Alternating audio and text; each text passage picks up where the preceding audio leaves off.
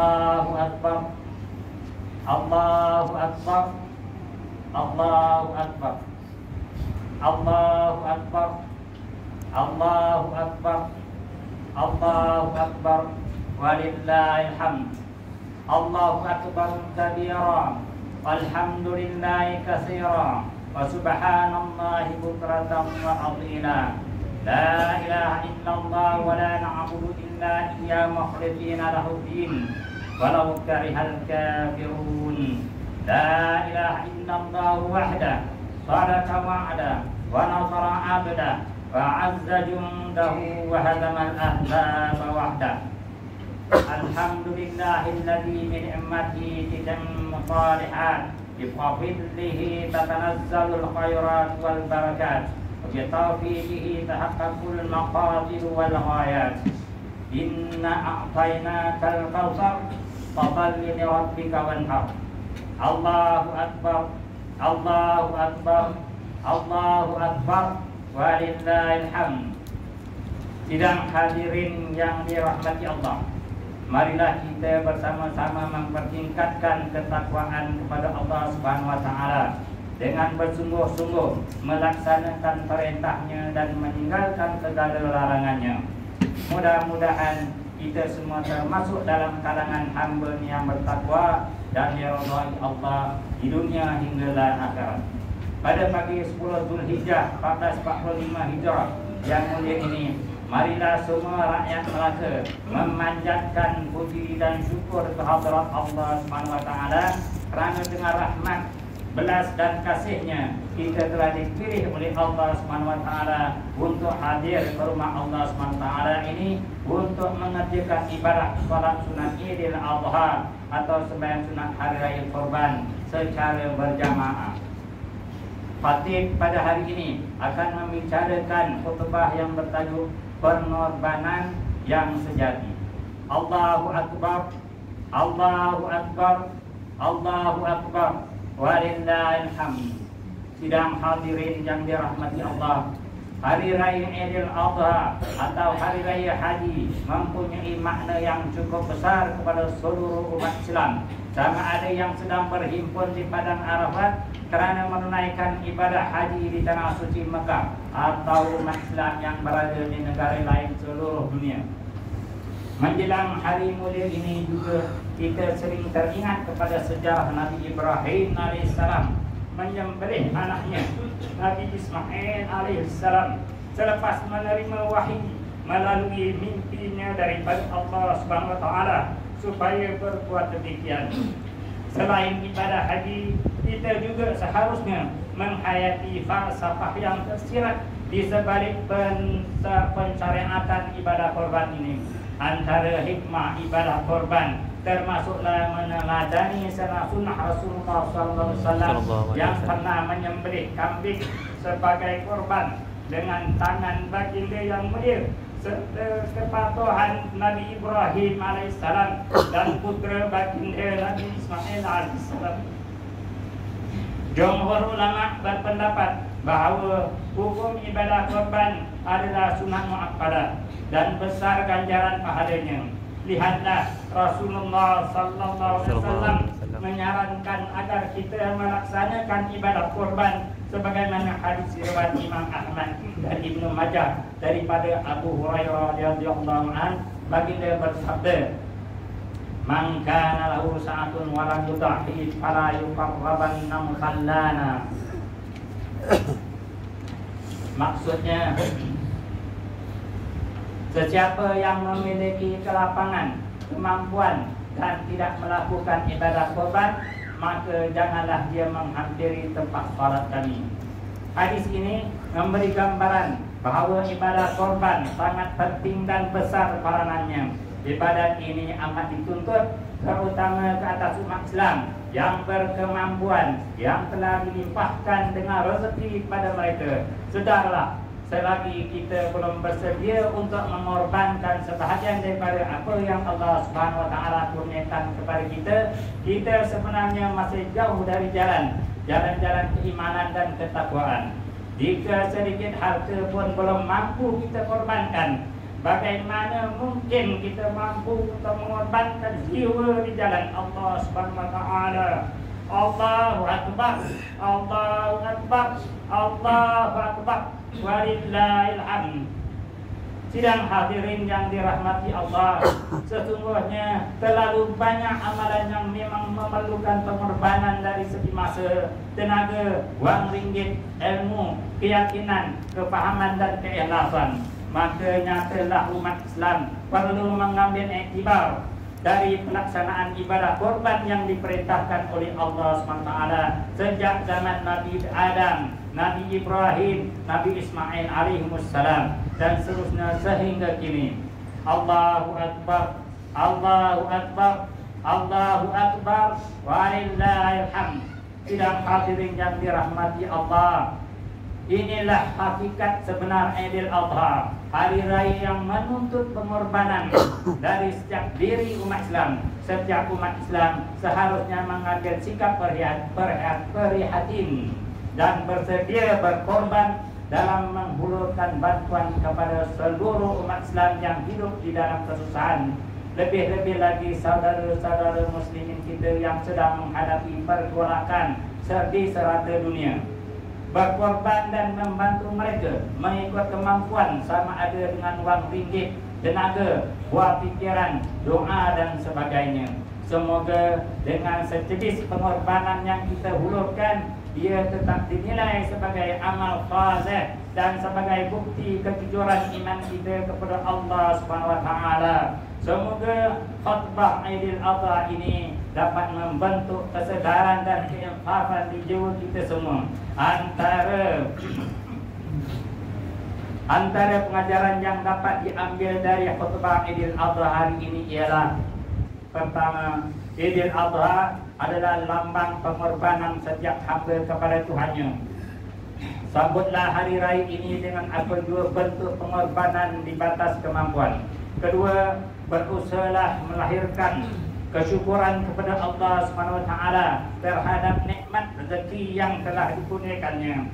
Kongsikanlah sebahagian daripadanya dengan insan lain yang memerlukan. Ketiga, hayatilah roh dan syiar perayaan Idul Adha ini. Sesungguhnya tahap kejujuran iman kita kepada Allah SWT dapat diukur dengan sejauh mana kesediaan kita untuk berkorban demi mentaati perintahnya. Firman Allah SWT dalam surah Al-Hajj ayat 34, maksudnya, dan bagi tiap-tiap umat kami syariatkan ibadah menyembelih korban atau lain-lainnya, supaya mereka menyebut nama Allah sebagai bersyukur akan pengurniaannya kepada mereka. Binatang-binatang ternak yang disembelih itu, kerana Tuhan kamu semua ialah Tuhan yang Maha Esa, maka hendaklah kamu tunduk taat kepadanya dan sampaikanlah berita gembira wahai Muhammad sallallahu alaihi wasallam kepada orang-orang yang tunduk taat. A'udzubillahi minasyaitonir rajim. Wa likulli ummatin ja'alna mansakan liyadhkuru ismallahi 'ala ma razaqahum min bahimatil an'am. Fa ilahukum ilahun wahidun falahu aslimu wa basyiril mukhbitin. Barakallahu li wa lakum bil Qur'anil azim wa nafa'ani wa iyyakum bima fihi minal ayati waz zikril hakim wa taqabbal minni wa minkum tilawatah innahu huwas sami'ul alim. Aqulu qawli hadha wa astaghfirullahal azim li wa lakum wa lisairil muslimina wal muslimat wal mu'minina wal mu'minat al ahya'i minhum wal amwat fastaghfiruh innahu huwal ghafurur rahim.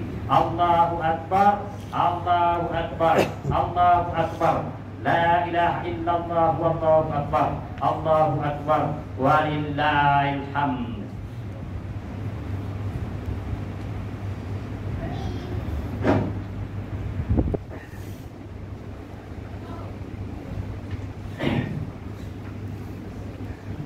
Allahu akbar, Allahu akbar, Allahu akbar, Allahu akbar, Allahu akbar, Allahu akbar, Allahu akbar, walillahil hamd. Alhamdulillahilladzi lam yattakhidh walada wa lam yakul lahu syarikun fil mulki wa lam yakul lahu waliyyun minadh-dhulli wa kabbirhu takbira. Asyhadu an la ilaha illallah wahdahu la syarika lah wa asyhadu anna Muhammadan abduhu wa rasuluh. Allahumma shalli wa sallim wa barik ala sayyidina Muhammad wa ala alihi wa sahbihi ajma'in. Amma ba'd. Fa ya ibadallah ittaqullah usikum wa iyaya bittaqwallah wa ta'ati la'allakum tuflihun. Ya ayyuhalladzina amanu taqullaha haqqa tuqatih wa la tamutunna illa wa antum muslimun. Allahu akbar, Allahu akbar, Allahu akbar, walillahil hamd. Muslimin muslimat yang dirahmati Allah, hari ini dan 3 hari tasyrik seterusnya kita akan melaksanakan ibadah korban. Justru pilihlah haiwan yang terbaik sebagai korban, sebagaimana sabda Rasulullah SAW yang bermaksud 4 kecacatan tidak memadai dijadikan haiwan korban, yaitu pertama buta yang jelas, kedua sakit yang nyata, 3 pincang atau tempang yang jelas, dan kurus yang tiada lagi som-som tulangnya. Hadis riwayat At-Tirmidzi. Marilah kita memperbanyakkan ucapan selawat dan salam kepada Nabi Muhammad sallallahu alaihi wasallam, sebagaimana firman Allah Subhanahu wa taala dalam surah Al-Ahzab ayat 56. A'udzu billahi minasyaitonir rajim. Innallaha wa malaikatahu yusholluna 'alan nabi ya ayyuhalladzina amanu shallu 'alaihi wa sallimu taslima. Allahumma shalli ala sayyidina Muhammad wa ala ali sayyidina Muhammad kama shallaita ala sayyidina Ibrahim wa ala ali sayyidina Ibrahim wa barik ala sayyidina Muhammad wa ala ali sayyidina Muhammad kama barakta ala sayyidina Ibrahim wa ala ali sayyidina Ibrahim fil alamin innaka Hamidum Majid. Allahumma 'anil arba'il khulafa'ir rasyidin wal a'immatil muhdithin alladziina qadaw bil haqqi wa bihi kanu ya'dilun. Abi Bakr wa Umar wa Utsman wa Ali wa 'anil sahabati wat tabi'in wa man tabi'ahum bi ihsan ila yaumiddin. Allahumma ighfir lil muslimina wal muslimat wal mu'minina wal mu'minat al ahya'i minhum wal amwat. Allahumma a'izzal islam wal muslimin wa azil asyirka wal musyrikin wa dammir a'da'ika a'da'ad-din wa ansur ibadakal muwahhidin. Amin. Ya Allah, Ya Rahman, Ya Rahim. Amin. Limpahkanlah rahmat dan keampunan kepada Kepala Duli yang Maha Mulia Seri Paduka Baginda yang di-Pertuan Agung Al-Sultan Ibrahim, dan Kepala Duli yang Maha Mulia Seri Paduka Baginda Raja Permaisuri Agung Raja Zari Sofia, serta Tuan yang terutama Tun Sri Sia Dr. Haji Muhammad Ali bin Muhammad Rustam yang di-Pertua Negeri Malaka, dan yang amat berbahagia Tuan Datuk Wira Dr. Haji Asmah binti Abdul Rahman. Ya Allah, kurniakanlah perlindungan yang berpanjangan kepada institusi beraja sebagai tonggak yang meninggikan agama Islam di negara ini. Ya Sattar, Ya Alim, kurniakan kerahmatan dan keselamatan, penjagaan dan perlindungan ke atas negeri kami. Jadikan rakyatnya bersatu padu, berilmu pengetahuan dan berakhlak mulia. Lindungi kami dari perpecahan dan fitnah memfitnah. Berkatilah kehidupan kami dan hindarilah negeri dan negara kami dan umat Islam keseluruhannya dari bencana, bahaya, penyalahgunaan dada dan wabah penyakit. Ya Allah, peliharakanlah akidah kami yang berlandaskan akidah ahli sunnah wal jamaah, aliran Asy'ariyah dan Al-Maturidiyah. Jauhilah dan lindungilah diri kami dan penduduk negeri ini dari ajaran yang sesat dan menyeleweng. Ya Allah, kurniakanlah perlindungan yang berpanjangan kepada institusi beraja sebagai tonggak meninggikan agama Islam di negara ini. Ya Allah, kurniakanlah kepada kami rezeki yang halal lagi diberkati. Jauhilah kami dari perbuatan rasuah dan salah guna kuasa, kerana ini adalah suatu pengkhianatan kepada amanah yang diberikan. Allahumma ya Ghani ya Mu'id, kurniakanlah kemuliaan dan kesejahteraan kepada mereka yang berjihad dengan menginfakkan harta dan jiwanya kepadamu seperti pembayar zakat dan pewakaf, serta berkatkanlah rezeki dan harta kami. Allahumma adfa'anna al-bala'a wal-ghala wal-waba wal-riba wal-zalazil wal-mihan wa su'al fitan ma zahara minha wa ma batan an balinana hadha khassa an buldanil muslimina amma ya rabbal alamin. Rabbana hab lana min azwajina wa dhurriyyatina qurrata a'yun waj'alna lil muttaqina imama. Rabbana dhalamna anfusana wa in lam taghfir lana wa tarhamna lanakunanna minal khasirin. Rabbana atina fid dunya hasanah wa fil akhirati hasanah wa qina adzaban nar. Ibadallah, inna Allah ya'muru bil adli wal ihsan wa ita'i dzil qurba wa yanha 'anil fahsya'i wal munkari wal baghi ya'idukum la'allakum tadhakkarun. Wazkurullaha al-'azim yadhkurkum washkuruhu 'ala ni'amihi yazidkum was'aluhu min fadlihi yu'tikum wa la dzikrullahi akbar wallahu ya'lamu ma tasna'un. Allahu akbar, Allahu akbar, Allahu akbar, la ilaha illallah wallahu akbar, Allahu akbar walillahil hamd.